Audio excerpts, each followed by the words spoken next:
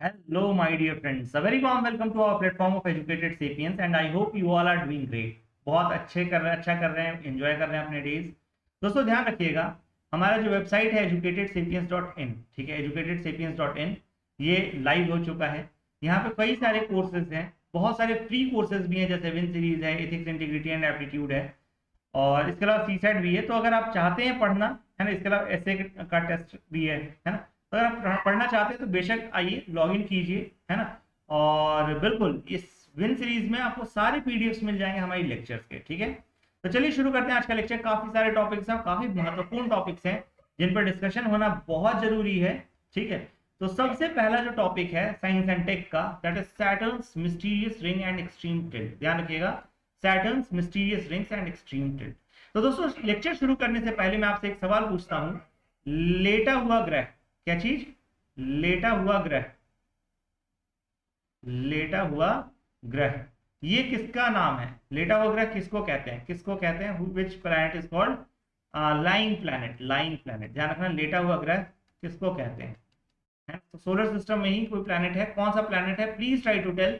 ध्यान रखना, ये अगर यूपीएससी में भी आ सकता है, ऐसी बात नहीं यूपीएससी में नहीं आ सकता। Apart from UPSC there is high probability कि इसको एसएससी, ये आपका कहते हैं सीडीएस, एनडीए, सीएपीएफ, इस तरह कई सारे एग्जामों में इसको पूछा जा सकता है। तो प्लीज ये ध्यान रखिए, ऐसा मत समझिए सवाल फालतू है। No my dear friends, factual जरूर है, बट यूपीएससी भी कई बार फैक्चुअल क्वेश्चंस पूछ देती है, ठीक है। तो आपको बताना है लेटा हुआ ग्रह किसको कहते हैं। ऑप्शंस अगर आपको चाहिए तो वो भी दे देता हूं। Jupiter, B Saturn, C Uranus and D Neptune. D Neptune, ठीक है। आई होप आपको नाम सभी का पता है, हिंदी में भी बृहस्पति, है ना, बृहस्पति। ये शनि ग्रह, शनि, ठीक है, शनि नाम है इनका। ये क्या है? अरुण, ठीक है। और ये हो जाते हैं वरुण, ये हो जाते हैं वरुण। प्लीज इस बात को ध्यान रखिएगा, ये हो जाता है वरुण, ठीक है। प्लीज इसका ध्यान रखिए, आपको मुझे आंसर करना है कहाँ? कमेंट सेक्शन में। Please try to answer this, please try to answer this.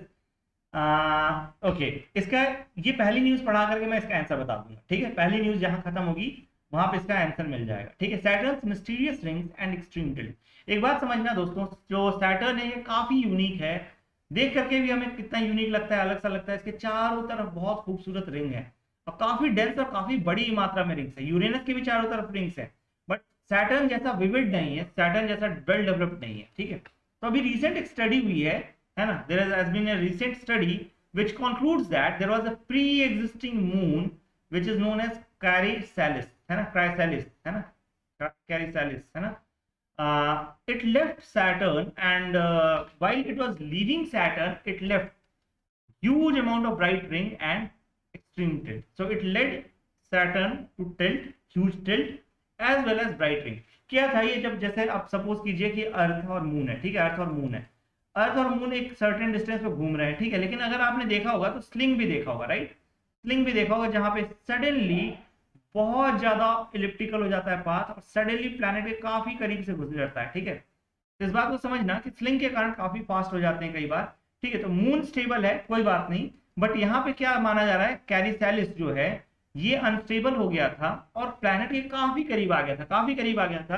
तो ये बहुत तेजी से दूर भागा, जब बहुत तेजी से दूर भागा तो उसके इफेक्ट में ये टूट करके छोटे छोटे टुकड़ों में बट गया और इवेंचुअली कुछ हिस्सा इसका एस्केप वेलोसिटी पकड़ के बाहर निकल गया, कुछ हिस्सा इसका एस्केप वेलोसिटी पकड़ के बाहर निकल गया। अब देखो एक चीज समझना, है ना, कि इसके कारण छोटे छोटे टुकड़े हुए और इवेंचुअली बहुत ब्रॉड रिंग एक बन गई पूरी पूरी, जो कि सैटर्न के चारों तरफ है, ठीक है। अब एक भी बात समझिए, सैटर्न का जो हाई टिल्ट है 26.73 डिग्री का है अप्रोक्सीमेटली, ठीक है। ये जो है फॉर्मेशन स्टेज में नहीं हुआ होगा। इवन आप देखोगे Neptune, Uranus and Saturn, all the three have substantial tilt, all the three have substantial tilt, but this was not a feature which developed during the formation stage. तो अब theories क्या कहती हैं? थ्योरीज ये कहती हैं सैटर्न जो है इसका टिल्ट कब मिला, क्योंकि इसने अपने जो नेबर नेपच्यून के साथ इंटरेक्ट करना चालू किया। बट अभी जो नई स्टडी है ये दिखाती है, ध्यान रखिएगा, स्पेसिफिकली अगर मैं बताऊं तो नासा का जो कासिनी स्पेसक्राफ्ट है, इसने जब स्टडी किया तो इसने बताया कि देखो भाई नेपच्यून का असर नहीं है, this is not the effect from Neptune, rather the Titan is the main culprit behind such a big tilt. ठीक है, Titan is the Saturn's largest satellite, ध्यान रखिएगा, Titan is Saturn's largest satellite, please इस बात को ध्यान रखिएगा। ठीक है, अब देखो टाइटन क्या कर रहा है, बहुत तेजी से अपने प्लैनेट से दूर जा रहा है। ठीक है, तेजी से दूर जा रहा है, उसके पास आ रहा है ना। इसके कारण क्या हो रहा है, प्लैनेट टिल्ट हो रहा है। क्यों? क्योंकि ऑब्वियस सी बात है, टाइटन भी खींच रहा है उसको, है ना। और नेपच्यून का जो ग्रेविटेशनल इन्फ्लुएंस है और सैटर्न पे वो बहुत कम है। ठीक है, अब एक और चीज देखो, रोल ऑफ फॉर्मर मून जो पहले क्राइसैलिस था, है ना, इसका क्या रोल रहा है। मैंने पहले ही बताया आपको, सेवरल बिलियन ईयर्स अगो घूम रहा था, 160 मिलियन साल पहले अनस्टेबल हुआ, काफी क्लोज आ गया और सडनली वो फिर टूट गया, कई टुकड़ों में टूट गया और कुछ हिस्से उसके बाहर चले गए। ठीक है, तो ध्यान रखिए, इसके कारण क्या हो सकता है, मून दूर भागा और साथ साथ डिस्ट्रॉय हो गया हो।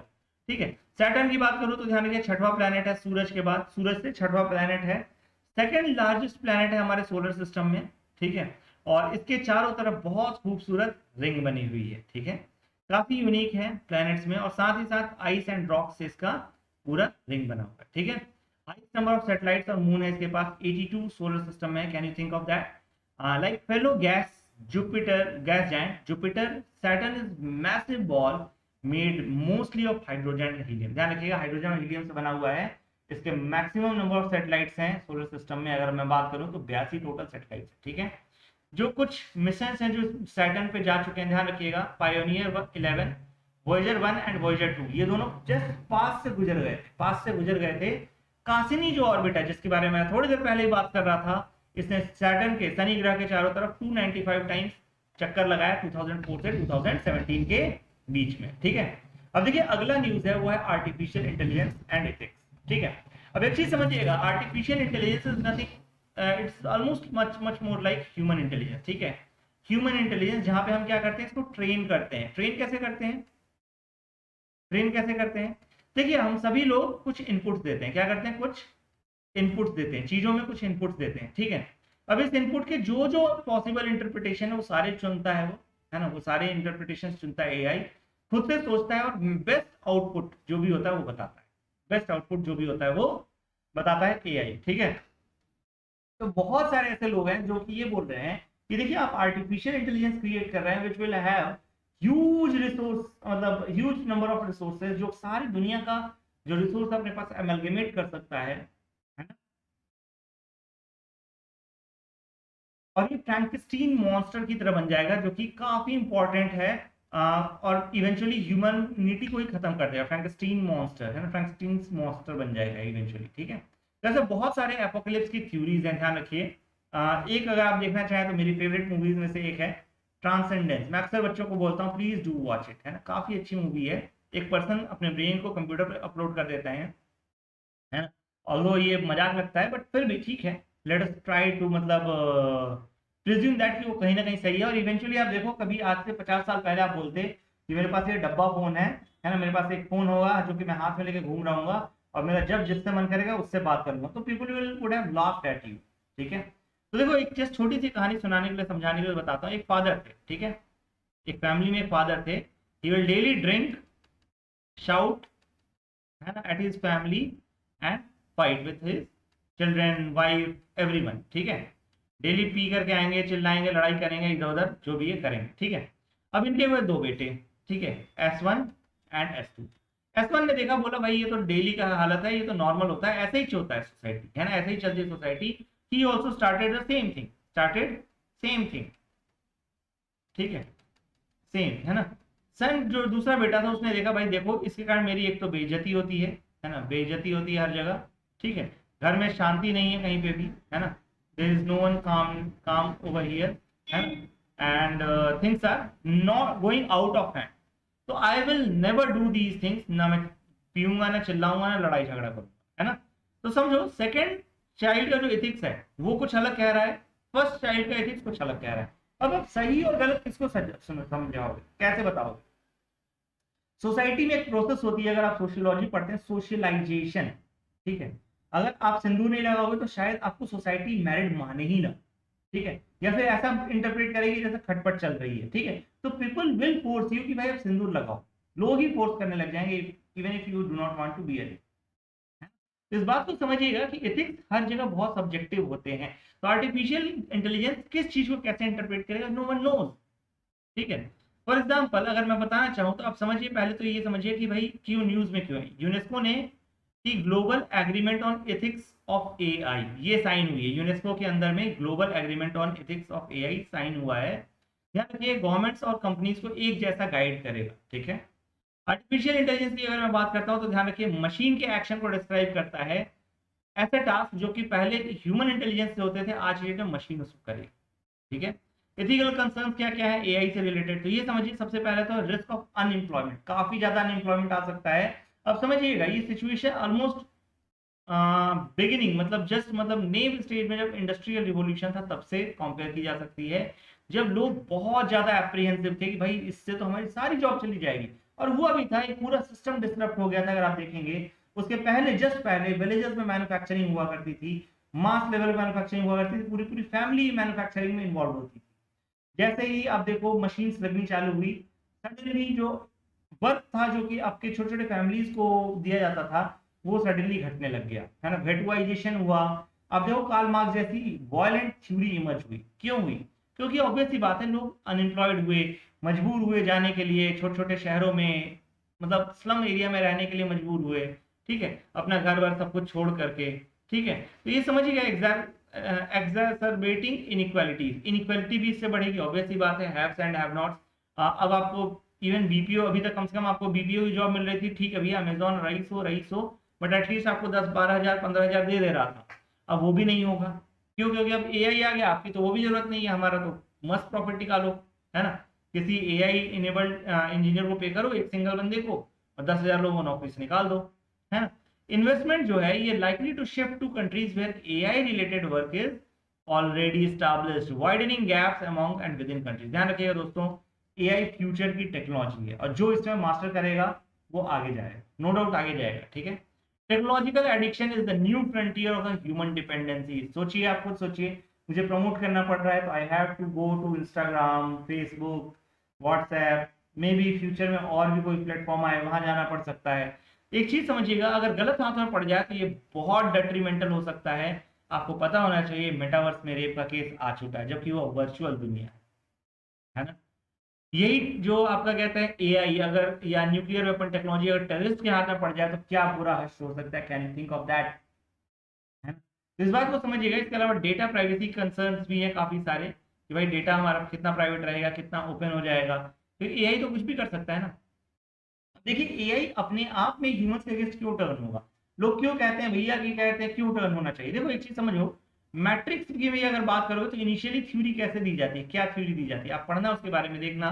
जब मूवी देखोगे मैट्रिक्स की तो खुद ब खुद रियलाइज करोगे कि देखो एआई सिस्टम जो है, सपोज करो इसको बोला गया कि भैया देखो कैंसर इरेडिकेट करने के लिए वर्ल्ड में स्ट्रेटेजी बनाओ।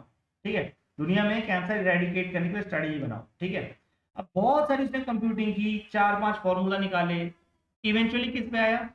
भैया देखो, नो पीपल नो कैंसर, है ना। जैसे कहते हैं ना, नो रीडिंग नो कंफ्यूजन, है ना। हमारे एक टीचर थे, बहुत प्यारा लाइन बोलते थे, भाई पढ़ोगे तब तो कंफ्यूजन आएगा, नो रीडिंग नो कंफ्यूजन, कोई डाउट ही नहीं आएंगे। ठीक है। जैसे बहुत सारे बच्चे आते हैं मेरे वीडियो को 1 से 2 मिनट देखते हैं, तो उसके बाद चले जाते हैं, तो ना कोई कमेंट होता है, ना इंटरेक्शन होता है, ना कुछ होता है, राइट। तो ध्यान रखिएगा कि नो रीडिंग नो कंफ्यूजन, तो same way know people know cancer, ऐसे फॉर्मूले पे भी तो आ सकता है ना एआई, है ना। तो इस बात को समझिएगा, हो सकता है after lot of computing it spits out the formula that does in fact bring about end of cancer by killing everyone on the planet। हर किसी को मार दो, कैंसर ही खत्म, है ना। मतलब जड़ से ही खत्म हो जाएगा, मतलब जड़ ही नहीं रहेगी तो क्या बचेगा, है ना। इंसान ही नहीं रहेगा तो किस बात का कैंसर, है ना। तो इस बात को समझिएगा कि ग्लोबल स्टैंडर्ड फॉर एआई जो इथिक्स हमने बात की, अभी यूनेस्को ने स्टैब्लिश किया है इसको, in 2021 the recommendation on ethics of artificial intelligence was adopted by UNESCO's general conference at its 41st session। ठीक है, यूनेस्को के मेंबर्स ने यूज किया है, अफर्मेटिव एक्शन लेने की बात की है, ठीक है, ताकि वुमेन माइनॉरिटी ग्रुप्स जो फेयरली रिप्रेजेंटेड है एआई डिजाइन टीम में, इनको रिप्रेजेंट किया जाए प्रॉपर्ली। ठीक है। इसके अलावा प्रॉपर मैनेजमेंट और डेटा का, प्राइवेसी का, साथ साथ एक्सेस टू इंफॉर्मेशन का। AI systems should not be used for social scoring और मास सर्वेलेंस पर्पस। ये बहुत इंपॉर्टेंट लाइन बोल दी है इन्होंने। ठीक है। अब देखो, फेशियल रिकॉग्निशन टेक्नोलॉजी कहीं ना कहीं एआई सिस्टम पे बेस्ड है ना। तो इस बात को समझिए, काफी इंपॉर्टेंट हो जाता है ये चीज। इसके अलावा member state should invest and promote not only digital and media information literacy skills but also socio emotional and AI ethics skills. ध्यान रखिए socio emotional and AI ethics skills को भी प्रमोट करने की बात की जाती है। ठीक है, समझ में आई बात? ये सारी चीजें क्लियर है आर्टिफिशियल इंटेलिजेंस से रिलेटेड और उसके एथिक्स से रिलेटेड। दोस्तों ध्यान रखना ये एथिक्स बहुत इंपॉर्टेंट टर्म उभर रहा है खासतौर से आर्टिफिशियल इंटेलिजेंस के फील्ड में, है ना। तो जो लोग अगर आप MBA या कुछ वैसा करना चाहते हो, go for it, it will really help you out। ठीक है, next one is eSIMs technology. क्या है eSIMs टेक्नोलॉजी? ठीक है, इस बात को समझो, Apple Inc an American multinational technology company has come up without a physical SIM slot और an eSIM in order to access mobile network. ध्यान रखिएगा, एप्पल ने अभी अभी लॉन्च किया है कि भाई हम eSIM, जो पहले आता था ना कि भाई सिम निकाल नहीं सकते, सिम अंदर ही लगा रहेगा फोन के अंदर, तो बस वैसा ही एक पोर्टल निकाल के एप्पल इंक लेकर के आया है कि जहाँ पे आप सिम निकाल नहीं सकते, ठीक है, और आपका जो फिजिकल सिम स्लॉट है वो मतलब नहीं प्रेजेंट रहेगा, अंदर ही इसके अंदर एक छोटा सा सिम लगी रहेगी। ठीक है, अब देखिए eSIM है क्या चीज, तो इस बात को समझिए। eSIMs were first established in 2012। ध्यान रखना 2012 में पहली बार स्टैब्लिश किया गया था इसको। It is an embedded SIM which is permanently embedded in the same hardware of regular SIM card chip, है ना। अब देखो एक चीज समझना, ये फोन जो है इसको मोर एंड मोर कॉम्पैक्ट बनाना चाहती है कंपनीज। पहले कभी इसका बैक कवर खोलो, अपनी बैटरी निकाल लो, आराम से चेंज करवा लो, कहीं से भी सिम कार्ड निकालो, आराम से चेंज करवा लो। अब बैटरी इसके अंदर लगी लगाई है, क्यों? क्योंकि अगर आपको अब इसको खुलवाना है तो you have to go to the centre, जो इसका ऑफिशियल सेंटर है, वहां पे जाओगे, उनको पैसे दोगे, है ना। तो this is the way they are maximising their profits. ठीक है, being attached to the motherboard also allows reprogramming, letting users switch operator without having to replace any physical sim। तो ध्यान रखिए, ये आराम से रीप्रोग्रामिंग के लिए भी अलाउ करेगा, जो आपके ऑपरेटर्स हैं वो भी आप बदल सकते हो आराम से, फिजिकल सिम को रिप्लेस करने की जरूरत नहीं पड़ेगी। ठीक है, switch operators at will, mobile phones user may soon be able to change operator on a whim thanks to embedded SIM और eSIM कार्ड। ध्यान रखना, eSIM कार्ड से तुरंत आप बदल सकते हो। Telecom provider will be able to raise their game to retain users, says company executives and experts. तो ऑब्वियस सी बात है, टेलीकॉम कंपनीज को कोई खतरा नहीं है इसमें। ठीक है, eSIM का क्या है? डिजिटल सिम कार्ड है बेसिकली। यूजेज क्या पढ़ते हैं, देखो, subscriber can use eSIM to activate mobile tariff plan without recourse to physical sim. ठीक है, अब देखो इसके आगे, mobile number portability which allows consumers to change operator without altering number will become easier with eSIM। अब देखो कौन सफर करेगा, ध्यान रखना, कैरियर्स इसमें सफर करेंगे, जो कि बहुत हार्ड वर्क करना पड़ेगा रिटेन करने के लिए, नए कस्टमर्स को एक्वायर करने के लिए। इसके अलावा कंपटीशन इंटेंसिफाई हो सकता है, साथ मार्जिन में हर्ट कंज्यूमर्स कॉस्ट में राइज, है ना। तो मार्जिन हर्ट हो सकते हैं और इसके कंज्यूमर कॉस्ट भी बढ़ सकता है। ठीक है, अब देखो टेलीकॉम कंपनी का क्या स्टैंड है। वोडाफोन इंडिया एंड भारतीय एयरटेल ने कहा है कि भैया ये eSIM के साथ काम करने के लिए ओके। एयरटेल एंड जियो ने ऑलरेडी एप्पल के साथ पार्टनरशिप की है eSIM बिचवाने के लिए। ठीक है, एप्पल वॉचेस में eSIM डाल के बेचो, हमें कोई दिक्कत नहीं। ठीक है, in the current application eSIM are largely being used for IoT and machine to machine solution. I hope ये क्लियर है। eSIM के थ्रू हम कोशिश कर रहे हैं मशीन से मशीन कनेक्टिविटी बनी रहे। ठीक है, challenges, the handset ecosystem is at nascent stage, बहुत शुरुआती स्टेज में है, तो हम एग्जैक्टली पता नहीं है। पहली चीज तो इससे एडॉप्शन रेट कम हो जाएगा। ठीक है, भैया हमें पता ही नहीं है, हमें पता ही नहीं है कंज्यूमर कैसा मतलब उसको अडॉप्ट कर पाएगा, नहीं करना चाहेगा।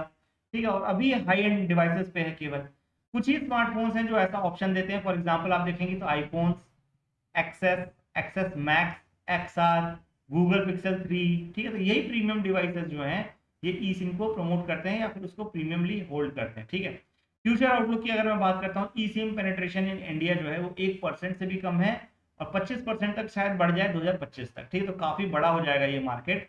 Globally eSIM market is estimated to be growing at 978 million in 2023 and 2018 में आप देख सकते हो। ठीक है, तो करीब करीब अगर मैं बताऊं आपको तो 4 गुना होने की इसकी प्रोबेबिलिटी है इन नेक्स्ट, मतलब फ्रॉम 2018 टू 2023। तो इस ईयर में, इस दौरान में ये करीब करीब 4 गुना हो जाएगा। बहुत बड़ा मार्केट है, बहुत तेजी से ग्रो भी कर रहा है। अब देखो एक चीज, इसके एडवांटेजेस हैं, कुछ कुछ एडवांटेजेस क्या है। Security to sim theft, sim को चोरी होने का कोई डर ही नहीं है आपको। ठीक है, क्योंकि फिजिकल एलिमेंट तो है ही नहीं उसमें जो आप निकालोगे बाहर उसको यूज करोगे, नहीं। Attackers can not use your phone after being robbed to breach your social media और बैंक अकाउंट। ठीक है, तो एक बार आपने सिम बंद करवा दी, वो बंद रहेगी, चाहे लाख अटैकर कोशिश कर ले, आपका eSIM को ब्रीच नहीं कर सकता। ऑल दो ध्यान रखिएगा, बीच में ऐसे कुछ केसेस आए थे जब ई सिम को ही यूज करके फ्रॉड किया गया था काफी सारे कस्टमर्स के साथ। ध्यान रखिएगा क्या किया गया था, उनका आधार किसी तरीके से जुगाड़ लिया गया था, आधार नंबर, ध्यान रखिए आधार नंबर जुगाड़ लिया गया था, ठीक है। और इस आधार नंबर पे जो भी सिम इशूड थे उनका एक ई कॉपी बना लिया गया, ई कॉपी मतलब इलेक्ट्रॉनिक कॉपी बना दिया, ई सिम इस पे इशू करवा दिया गया, ठीक है, नंबर नंबर पे कॉल वॉल करके जैसे भी करके।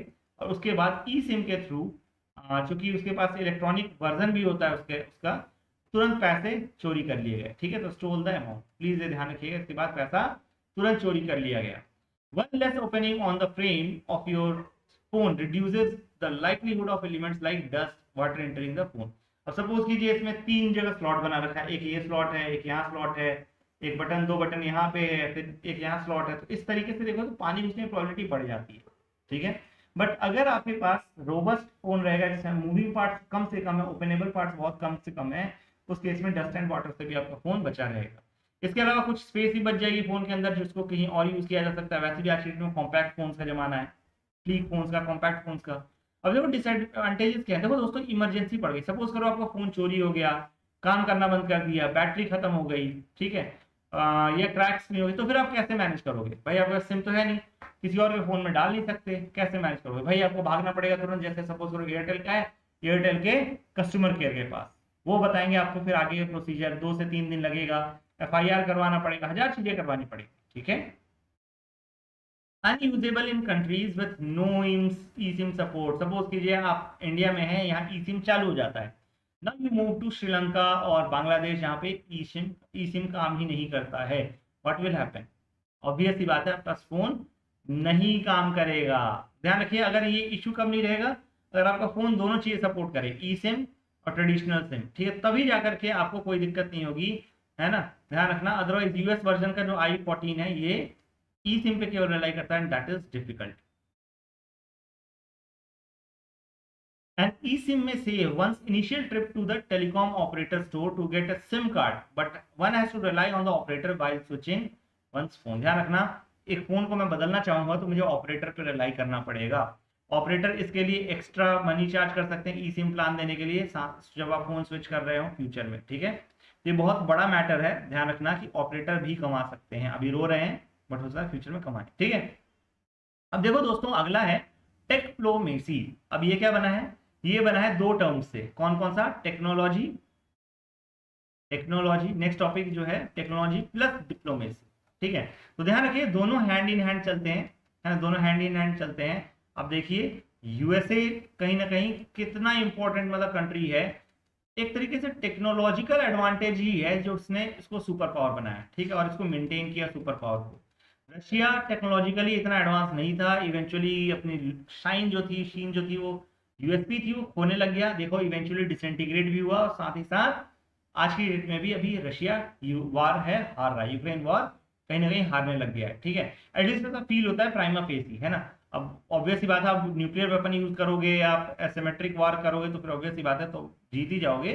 बट अभी ऐसा डर है, हमें ऐसा लग रहा है कि भाई रशिया हार रहा है, ठीक है, यूक्रेन जीत रहा है।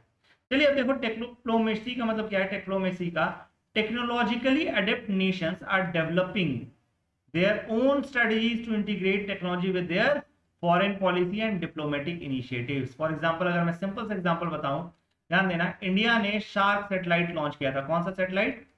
शार्क सैटेलाइट, है ना। इवेंचुअली शार्क सैटेलाइट इसका नाम नहीं रहा था, इसका साउथ एशियन सैटेलाइट कर दिया था इन्होंने नाम, साउथ एशियन सैटेलाइट नाम कर दिया था।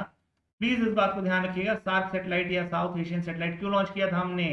ऑब्वियस सी बात है, we want Bangladesh, Bhutan, Nepal to use Indian system, eventually get addicted to Indian systems, and then we can use our soft power so that कि हम आसानी से इन देशों को समझा सकें, बता सकें, अपने हिसाब से थोड़ा सा मोल्ड कर सकें, ठीक है। ऑब्वियस सी बात है, इंडिया हमेशा से बिग ब्रदर रोल में रहा है, ठीक है। इंडिया कभी बदमाशी नहीं करता है, अनलाइक चाइना, है ना। चाइना हर जगह बदमाशी किया, आप देखो हम्बनटोटा पोर्ट हो गया, अब पाकिस्तान का सीपेक देख लो, हर जगह पे चाइनीज प्रेजेंस अब खूब ज्यादा हो गई है। इंडिया आज तक चार बाहर बना रहा है, लेकिन आज तक इंडियन कॉलोनीज बहुत मास स्केल पे ईरान में रिपोर्ट नहीं हुई, है ना। इस बात को समझिए, कई जगह अफ्रीका में हमने खूब सारी एड दी है, लेकिन आज तक इंडियन कॉलोनीज वहां पे बहुत ज्यादा मात्रा में नहीं दिखाई देती, है ना। तो इस बात को समझिएगा, साइंस एंड टेक्नोलॉजी जो है एक लो हैंगिंग फ्रूट है इंडिया के लिए, ताकि वो सॉफ्ट पावर आर्सेनल को बढ़ा सके और उसको और स्ट्रेंथन कर सके, ठीक है।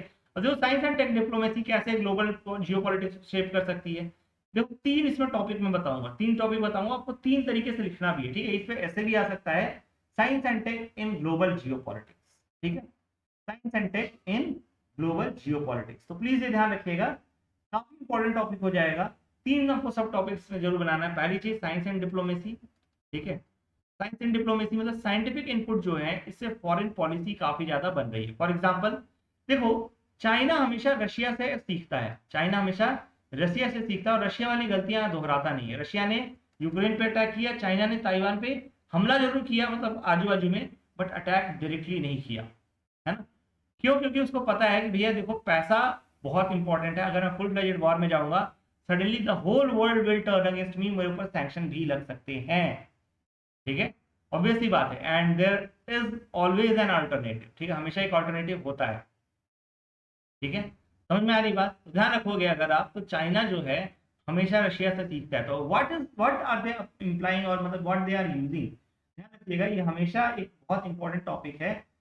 जो कोई भी देश है वो हमेशा साइंटिफिक एनालिसिस करता है एक दूसरे की पॉलिसीज का, अपनी खुद की पॉलिसीज का, साथ साथ सामने वाले की पॉलिसीज का, उसके बाद ही अपनी पॉलिसीज फॉरवर्ड करता है, ठीक है। इसके अलावा साइंस फॉर डिप्लोमेसी, ध्यान रखिए, influencing dynamics of power balance between sovereign nation. For example यहाँ पे भी देखिए, जैसे ही इंडिया और चाइना के बॉर्डर में, इंडिया चाइना बॉर्डर में तनातनी हुई, दोनों ने अपनी पोस्टनिंग स्टार्ट कर दी, सडनली मिसाइल टेस्टिंग्स बढ़ गई। क्या चीज? मिसाइल टेस्टिंग्स बढ़ गई। क्यों बढ़ गई मिसाइल टेस्टिंग? दोस्तों ध्यान दो, मिसाइल टेस्टिंग्स इसलिए बढ़ गई क्योंकि ऑब्वियस सी बात है, both wanted to show that I am more powerful, I am more powerful, है ना।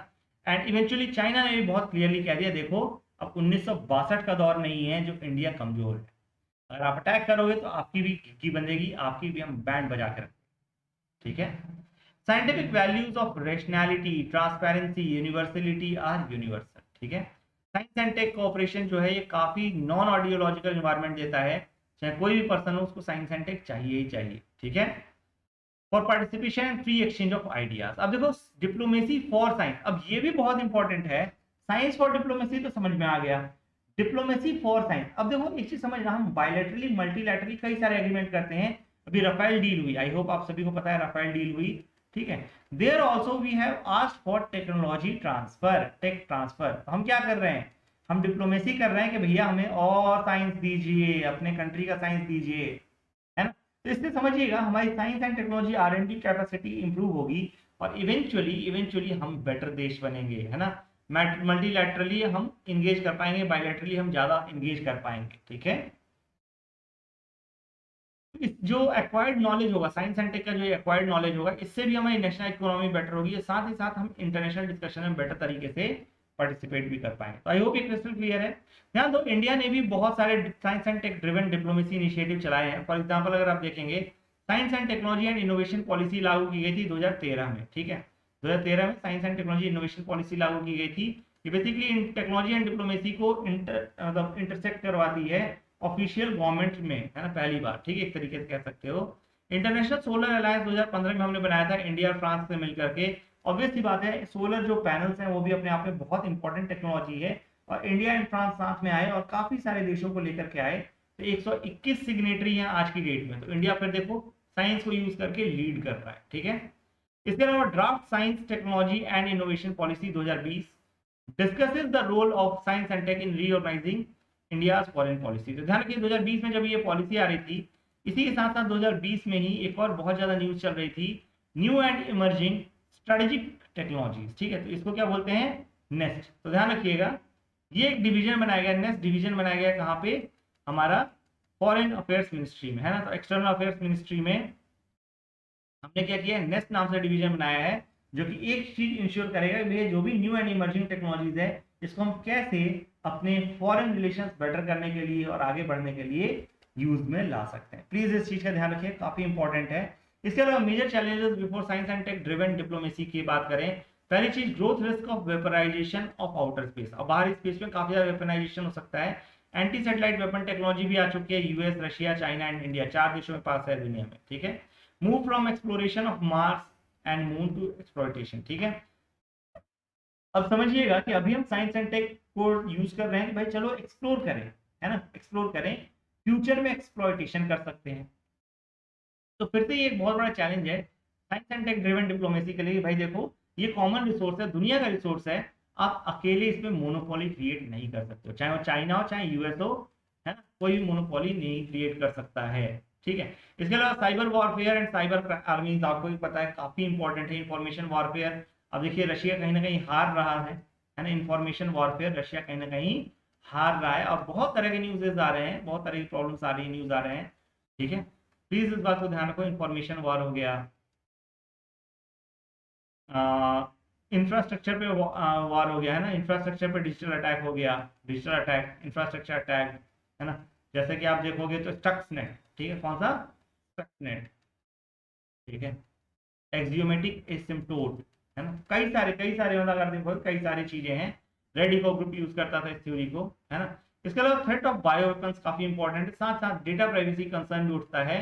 Big data black gold of the 21st century, ध्यान रखिएगा, बिग डेटा को 21st सेंचुरी का ब्लैक गोल्ड भी कहा जाता है। ठीक है, देखो इंडिया कैसे हार्नेस कर सकता है अपने पोटेंशियल को, तो समझिए यूपीआई एक बहुत बड़ा बेंचमार्क साबित हुआ। आप देखो काफी इंपॉर्टेंट हो गया पेमेंट सिस्टम ऑफ इंडिया में, देखोगे तो काफी इंपॉर्टेंट चेंजेस आए।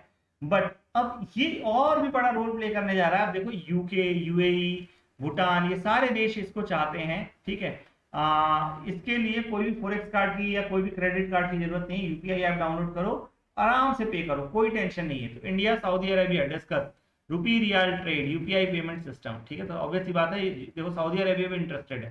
ठीक है, यूके है, यूएई है, भूटान है, ऑलरेडी अडॉप्ट कर चुके हैं इसको काफी हद तक। India remains world's largest supplier of generic medicine and drugs accounting for 20% of the global demand. 20% जो ग्लोबल डिमांड है वहां से इंडिया से ही जाती है। ठीक है, India can conceptualise space to science tourism, promoting scientific locations around nation like national science centre Delhi, Birla science museum Hyderabad, तो इस तरह के सेंटर्स को भी हम प्रमोट कर सकते हैं। ठीक है, ये हो गए टेक्नोमेसी। क्या है, टेक्नोमेसी, प्लीज इस बात को ध्यान रखिए, इस पे हो सकता है आर्टिकल भी आ जाए। आई होप मैंने आपको बहुत क्रिस्टल क्लियर समझाया है कि science and tech diplomacy global geopolitics को कैसे अफेक्ट कर सकती है। ठीक है, इज इट क्लियर, है ना। अब देखो इसके आगे चलता हूं मैं, तो स्वाम ड्रोन कंपटीशन हुआ है स्टार्टअप्स के लिए। ठीक है, स्वाम ड्रोन ड्रोन कंपटीशन होता है। स्वाम होते क्या है, स्वाम ड्रोन होते क्या है, आपने कई बार लाइटिंग शो देखा होगा जो स्पेसिफिकली ड्रोन्स की मदद से कंडक्ट करवाया जाता है। उसमें करते क्या है, एक बहुत बड़ा जत्था होता है ड्रोन्स का, एक बहुत बड़ा जत्था होता है ड्रोन्स का, जो एक दूसरे के साथ सिंक में एक्ट करता है। क्या करता है, एक दूसरे के साथ सिंक में एक्ट करता है। ध्यान रखिए, इसमें मिशन के ऑब्जेक्टिव सबसे पहले डिफाइन किए जाते हैं, मिशन कंट्रोल सिस्टम बनाया जाता है, सेंटर बनाया जाता है, ब्रीफ मिशन का उसको दिया जाता है एक तरीके से, फिर उसका ग्राउंड फ्लाइट भरी जाती है, मैनेजमेंट सिस्टम बनाया जाता है। ये जो ग्राउंड फ्लाइट मैनेजमेंट सिस्टम है, ये बहुत सारे ड्रोन्स को सिग्नल भेजता है कि भैया देखो आपको इस फॉर्मेट में इस तरीके से आपको उड़ना है और ये चीजें करनी है, ये चीजें करनी है। तो ध्यान रखिए, स्वाम एनरोलमेंट एंड मिशन डिटेल्स स्वाम को समझाए जाते हैं। Mission log and learning matrix flight phase में होता है। आई होप ये क्रिस्टल क्लियर है आपको, ड्रोन स्वाम बन जाते हैं। ठीक है, अब देखिए इसके आगे अगर मैं बात करता हूं तो न्यूज में क्यों है कि डिफेंस मिनिस्ट्री ने सेकंड एडिशन लॉन्च किया अभी रिसेंटली, किसका, मेहर बाबा स्वाम ड्रोन कंपटीशन, और ये स्पेसिफिकली ऑर्गेनाइज कर रहा है इंडियन एयरफोर्स, ताकि इंडियन स्टार्टअप जो स्वाम ड्रोन में काम करते हैं, स्वाम ड्रोन पे काम करते हैं, they should come forward and help army air force to develop their own capabilities. ठीक है, स्वाम ड्रोन जो है ये काफी सारे ड्रोन्स होते हैं इसमें, जो सेम स्टेशन से उड़ान भरते हैं और एक दूसरे कोऑर्डिनेट करके मिशन कंप्लीट करते हैं। ठीक है, it will help them develop swarm drone based system to detect foreign objects even to sub centimeter on aircraft operating service. तो यहाँ देखिए, इससे सबसे बड़ा फायदा ये होगा, सब सेंटीमीटर लेवल पे भी हम फॉरेन ऑब्जेक्ट्स को देख पाएंगे। ठीक है, इंडियन आर्मी ने स्वाम ड्रोन्स ऑब्जेक्ट इंडक्ट भी कर लिए और ऑपरेशनल्स का यूज भी कर दिया है। इसके अलावा ध्यान रखिए, सी बैंड की अगर मैं बात करूं, ठीक है, सी बैंड एक बहुत इंपॉर्टेंट बैंड है माइक्रोवेव रीजन में। कहाँ पे, माइक्रोवेव रीजन में। क्यों इंपॉर्टेंट है, क्योंकि इसको ऐसा कहा जा रहा है 5G के लिए बहुत अच्छा विंडो हो सकता है। बट ध्यान रखिएगा, ये जो सी बैंड है जो 5G वायरलेस कम्युनिकेशन को कैरी करेगा, ठीक है, ये प्रॉमिस जरूर करता है 100 times faster than recent years. ठीक है, काफी इंपॉर्टेंट है।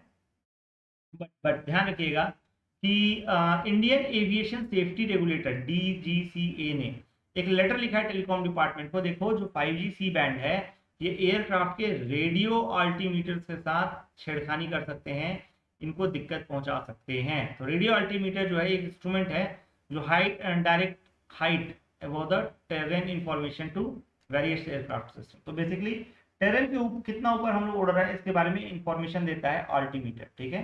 These altimeter are as well as the part of 5G telecom service operator in the C band, है ना। तो दोनों का सी बैंड के आजू बाजू भी पड़ता है, इसीलिए इंटरफेरेंस होने के चांसेस फिर भी बढ़ जाते हैं, ठीक है। अब जो बेनिफिट क्या है सी बैंड का, तो समझना, for telecom service providers C band presents sweet spot for rolling out 5G, ensuring coverage as high as high bandwidth, resulting in faster speed internet है, internet speeds, ठीक है। For aircraft operation, the use of altimeters in this band ensures highly precise measurement of the plane's altitude, ठीक है। जो expert का कहना है, देखो इंडिया जो है सी बैंड स्पेक्ट्रम को ऑप्शन कर रहा है, ठीक है, ऑप्शन सी बैंड स्पेक्ट्रम, जिसका फ्रीक्वेंसी रेंज है 3.3 gigahertz to 3.6 gigahertz, which is quite close to boiling the resonating frequency of water, ठीक है। एयरक्राफ्ट रेडियो अल्टीमीटर्स की अगर हम बात करें तो ये भी इसी रेंज में 4.42 से 4.4 गीगाहर्ट्ज की फ्रीक्वेंसी यूज करते हैं। There is a significant 500 megahertz gap between the two frequency ranges. तो जो एक्सपर्ट्स हैं उनमें से कुछ का ये कहना भाई देखो 500 मेगाहर्ट्ज का फर्क है, there will be no interference, है ना। जबकि खुद जो आपका DGCA है इसने कंसर्न्स रेज किए हैं, ठीक है। दोस्तों ध्यान रखना, साइंस के बाद जब मेजर इंपॉर्टेंट टॉपिक है दैट इज एग्रीकल्चर। बहुत ज्यादा टॉपिक नहीं है बट यस बहुत इंपॉर्टेंट टॉपिक है, प्लीज ये ध्यान रखिएगा, एग्रीकल्चर, ठीक है। तो एग्रीकल्चर में जो सबसे पहला टॉपिक है वो है स्टबल बर्निंग। तो what is stubble burning, can anyone tell me? अच्छा, शायद मैंने रिलेटिव ग्रह का आपको शायद आंसर बताया नहीं बताया, I don't know. Let me tell you कि भाई लाइन प्लैनेट किसको कहते हैं, लाइन प्लैनेट किसको कहते हैं, जो कि मैंने शुरुआत में ही बताया, ठीक है। लाइन प्लैनेट या लेटा हुआ ग्रह बोलते हैं हम लोग यूरेनस को, ध्यान रखना यूरेनस को। Please try to comment in the comment section, आपने क्या लगाया था, जो भी था प्लीज बताइए, ठीक है। तो यूरेनस मतलब जिसको हम लोग बोला है अरुण, ठीक है, अरुण। प्लीज ये ध्यान रखिएगा ये क्या है, यूरेनस है, ठीक है। अब स्टबल बर्निंग की अगर मैं दोस्तों बात करता हूँ, ध्यान रखना, लाइन प्लैनेट यूरेनस है। स्टबल बर्निंग की अगर मैं बात करता हूँ तो Delhi government announce that it would spray Pusa biodecomposer free of cost over 5000 hectares of paddy field in the city to control stubble burning and air pollution during the winter, ठीक है। दिल्ली गवर्नमेंट ने खुद बोला कि देखो भैया हम पूरा फ्री में पूसा बायोडिकम्पोजर देंगे आपको, हम खुद ही छिड़क के चले जाएंगे, बस आप मतलब खुशी खुशी मान जाओ, ठीक है। पूसा बायोडिकम्पोजर क्या है, देखो दोस्तों ये जो स्टबल है जिसको हिंदी में पराली बोलते हैं, इसको पहले जला दिया जाता था क्योंकि इसका कोई यूजेज नहीं है, इसको जानवर नहीं खा पाते थे, बहुत नुकीला होता था, और कहते हैं साथ ही साथ इसको हम कुछ भी नहीं कर सकते, ठीक है, कुछ भी नहीं कर सकते थे। अब क्या हुआ कि जो आपका पूसा इंस्टीट्यूट है इसने बायोडिकम्पोजर खोजा है जो कि फंगाई है ना, फंगाई बेस्ड लिक्विड सॉल्यूशन है जो कि हार्ड स्टबल को सॉफ्टेन कर देता है ना। और उसके बाद फिर उसको आराम से आप खेतों में मिला सकते हो, कंपोस्ट बना सकते हो, जो भी करना हो कर सकते हो। ध्यान रखिए फंगी जो है 30 से 32 डिग्री सेल्सियस तक का टेम्परेचर बियर कर सकता है जब पैडी हार्वेस्ट हो रही हो और वीट बोया जाता है, ठीक है। It produces enzyme to digest cellulose, lignin, pectin in paddy straw developed by ICAR campus at Pusa in Delhi. I hope crystal clear है, समझ में आ रहा है सारी चीजें, है ना। जो दोस्तों स्टबल बर्निंग के बेनिफिट्स क्या हैं कि भैया देखो ये मैन्योर की तरह काम करता है, कंपोस्ट की तरह काम करता है क्रॉप्स के लिए, ठीक है। लेसर फर्टिलाइजेशन कंजम्पशन फ्यूचर में रिक्वायर्ड होती है, ठीक है। Heat generated by stubble burning ये सॉइल में भी जाती है, इससे क्या होता है सॉइल के माइक्रोब्स मर जाते हैं और फिर वहां पे भी दिक्कत आपको आएगी। इको फ्रेंडली नहीं मतलब क्या कहते हैं आपका जो स्टबल बर्निंग नहीं है, ऑब्वियसली नहीं है, ठीक है। और अगर हम इस पर बैन लगाते हैं तो ऑब्वियसली बात है इको फ्रेंडली होगा, टेक्नोलॉजी बहुत काम की है और साथ ही साथ स्वच्छ भारत मिशन को अचीव करने में हेल्प करेगी, ठीक है। Other alternatives to stubble burning की अगर हम बात करते हैं, in situ treatment of stubble, ठीक है, crop residue management by zero tiller machine and use of biodecomposers, ठीक है। Ex situ off site treatment की अगर हम बात करते हैं, है ना,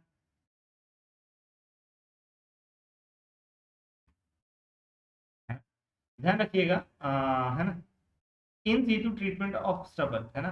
तो क्रॉप रेसिड्यू जो है ये जीरो टिलर मशीन के द्वारा यूज कर सकते हैं, बायोडिकम्पोजर यूज कर सकते हैं। इसके अलावा एक सीटू भी तरीका होता है, ध्यान रखिएगा कि स्ट्रॉ जो है उसको कैटल पाउडर में कन्वर्ट कर दो, ठीक है। यूज ऑफ टेक्नोलॉजी करो, टर्बो सीजर मशीन ले लिया हो, ठीक है। अब देखो दोस्तों आज की लास्ट न्यूज है दैट इज पीएम प्रणाम, है ना, पीएम प्रणाम। पीएम प्रणाम क्या है, promotion of alternate nutrients for agriculture management योजना। देखो इसमें समझना कि बैलेंस यूज ऑफ फर्टिलाइजर को प्रमोट किया जा रहा है ताकि बायो फर्टिलाइजर ज्यादा बढ़ाओ, ऑर्गेनिक फर्टिलाइजर बढ़ाओ, और धीरे धीरे फर्टिलाइजर कम करो। एक चीज समझिएगा, सब्सिडी का बहुत ज्यादा बर्डन है गवर्नमेंट के ऊपर, और गवर्नमेंट चाहती है इसको कम करना। ठीक है, अगर पिछले साल के हिसाब से देखो तो 29% हम ज्यादा इस बार सब्सिडी दे रहे हैं, फर्टिलाइजर सब्सिडी 39%, जिसमें यूरिया का सबसे ज्यादा मतलब कह सकते हैं। इसके अलावा फॉस्फेट, एनपीकेएस का काफी ज्यादा इंक्रीज देखने को मिलता है। ठीक है, अब इस प्रपोज स्कीम में कोई सेपरेट बजट होगा नहीं। ठीक है, पिछली बार जो सब्सिडी दी गई थी उसमें जो बच गया पैसा उससे ही इसको फाइनेंस किया जाएगा। ठीक है, बेसिकली सबसे इंपॉर्टेंट क्या है कि जो भैया देखो ये है, तो ये जो फॉर्म है ये बेसिकली आपका मतलब क्या कहते हैं, सब्सिडी जो है उसको मतलब कम मिलनी चालू हो जाएगी। ठीक है, तो ये ध्यान रखिएगा, पीएम प्रणाम क्या करेगा बेसिकली कि भाई आपके बायो फर्टिलाइजर और ऑर्गेनिक फर्टिलाइजर प्रमोट कर रहा है इनडायरेक्टली। ठीक है, yes my dear friends, with that I end this session. I hope ये क्रिस्टल क्लियर है। ठीक है, बिल्कुल क्रिस्टल क्लियर है। कोई डाउट लगे, कोई भी दिक्कत हो, कभी भी हो, please feel free to reach me out. बस एक ही दिक्कत है कि हाँ, है? पहले कोशिश करिए एक बार मैसेज डाल दीजिए, अगर हो पाए तो एक बार मैसेज डाल दीजिए। मैं अपना कॉन्टैक्ट नंबर यहीं लिख देता हूँ। ठीक है, 807 304 1901।